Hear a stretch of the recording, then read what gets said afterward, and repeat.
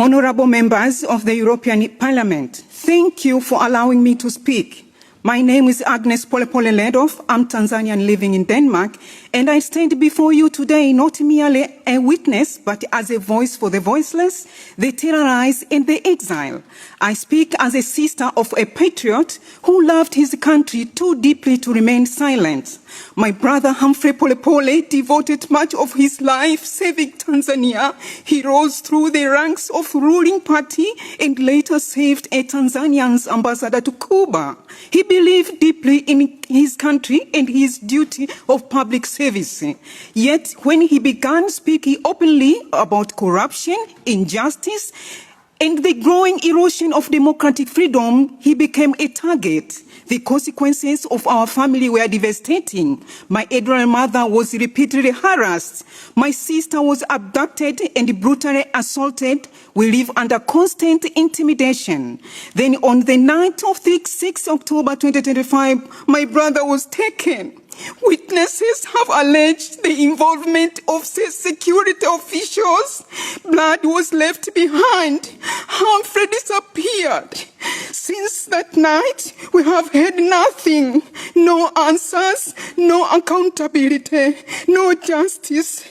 Every day my family lives with the agony of not knowing of the fate of our loved one. It is cruelty that families should ever have to endure. Suddenly, Humphrey case is not an isolated one. Across Tanzania, journalists, opposition figures, Tundu Lisu, human rights defender, and ordinary citizens have faced intimidation, imprisonment, violence, and enforcement disappearance. For exercising rights, they should belong to every human being. This is not simply political issues. It is a human one. It concerns dignity, liberty, and the rule of law. I respectfully ask this Parliament to call for the independent international investigation into the disappearance of Humphrey POLEPOLE and all reported cases of abduction and enforcement disappearance in Tanzania. I ask you to demand accountability from the Tanzanian authorities and to ensure the human rights remain central of the European Union engagement with Tanzania. And if serious violation continue with investigation consequences, I ask you to consider targeted sanction against those responsible, not to punish a nation, but to protect its people, that the people of Tanzania deserve the same freedom that European rights cherish. The freedom to speak, to participate in public life, and to live without fear. Today, I ask you to stand with the families who are still waiting for answers. Stand with those who have been silenced. Stand with those who have loved ones in the south and have been confirmed killed by security organs. Stand with those who have disappeared.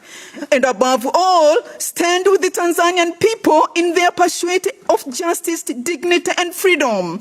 My brother's fates remain unknown, but silence must not be the final answer until the truth is known, until those responsible are held accountable, and until every family can live without fear and the struggle continues. I ask you today, stand on the side of truth. Stand on the side of justice. Stand with the people of Tanzania. Thank you.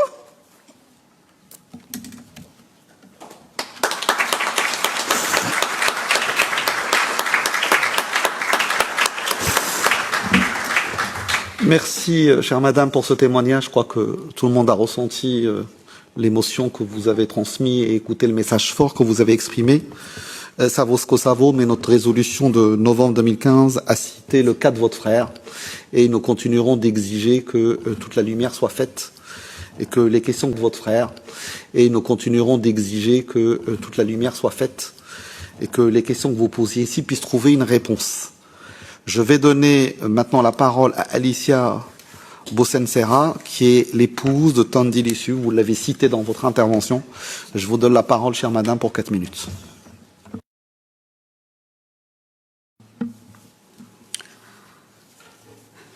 Ladies and gentlemen of the EU Parliament Subcommittee on Human Rights, thank you for the opportunity to address you today. I'm here to express my views about my family experiences. However, I have chosen to focus instead on one family member, my husband, Tundu Lisu. Tundu Lisu is the chairman of Chadema, Tanzania's largest opposition political party. Tundu is held in remand at the Ukonga prison in the outskirts of Dar es Salaam since 9th April of last year, falsely charged with treason for merely calling for reforms to ensure free and fair elections in Tanzania. If found guilty,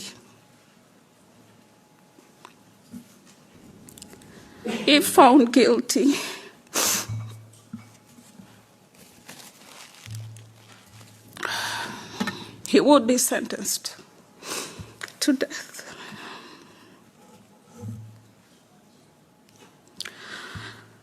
In the few minutes that I have with you today, I want to underscore the many years of abuses Tundu has endured in his fight for the rule of law, democracy, human rights, and a government that is accountable to its citizens.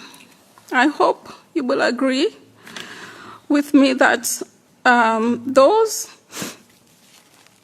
who fight for the rule of law, human rights, and democracy in Tanzania, as in other countries, need concrete assistance and support from the international community, because these are people who work peacefully to promote and protect universally recognized human rights.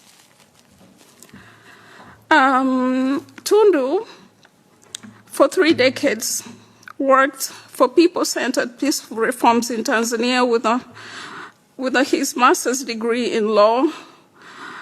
He became a senior advocate, a former president of the Tanzanian Bar, a former member of parliament for Singida East for nearly 10 years, a former vice chairman of Chadema, and presently the chairman of Chadema. His commitment to public service is no doubt unquestionable. Tundu's entire adult life has been dedicated to improving broken systems and championing progressive change. He has tirelessly fought for legal rights and public policies for the underrepresented and the general public at large. In 2017, his vocal opposition in Parliament, assassination attempt. On 7 September 2017, as Tundu pulled into his driveway of his parliamentary residence in Dodoma, 2 gunmen followed him, fired 36 shots into his vehicle, and 16 of which hit his body. He was stabilized in Dodoma, airlifted to Nairobi, and then later relocated here in Belgium, where he received treatment for 3 years. To date, I do recall how one day while in Nairobi, I was told to park and leave a premise which was less than 500 meters from the hospital because some social alarm had been raised to the effect that a person believed to have been an abductor had checked into the premise that I was staying. I knew fear then, as I have never known fear. To support, with the support of individuals and other organizations, we were able to leave and safely come here. In 2020, Tundu, being hopeful, he returned to Tanzania and ran for the presidential elections. as Chadema party's candidate. But then soon after the election, again, we had to leave and come here because of security concerns. In 2023, Tundu decided to return to Tanzania and continue the fight for democracy, human rights, and accountability of those in powers, because he believed that Samia Suluhu government was serious when it said things were going to be different under her regime. However, this was not the case. He was arrested several times, and it was not the case. He was arrested several times, and in January of last year, he was elected the chairperson of the ruling of Chadema, and a few weeks later, on April 9th, he was arrested, transported overnight, a distance of about 1,000 kilometers from the southern part of Tanzania. And the next day, he was taken to court and charged for treason and other cybercrime offenses. The case took a very long time to start, but the trial eventually started in September. The trial has been going on at a rather snail pace. There's been several adjournments, some of them without due reasons, and as we speak, he has not been in court for any substantive hearing since February.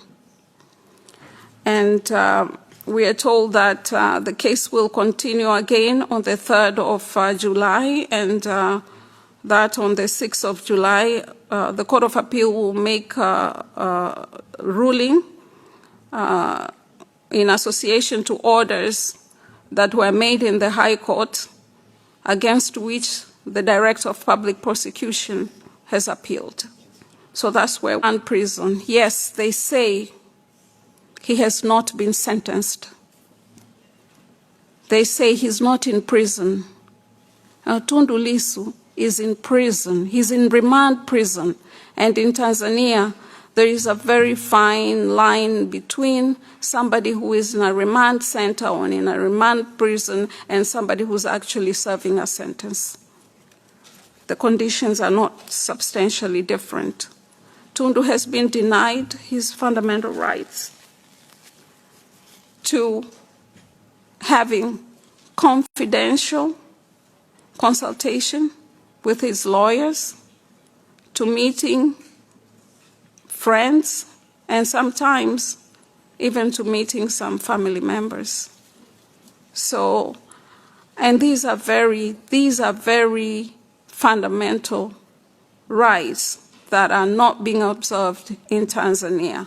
Now, I ask myself, if the leader of the opposition party in Tanzania can be treated this way, how about the many thousands of people being held in custody all over the country? How are they being treated? So this is what the families of those detained and arrested go through in Tanzania. Merci. Oh. Merci. Merci beaucoup. Je pense que le message a été entendu. Des questions vont peut-être avoir réponse.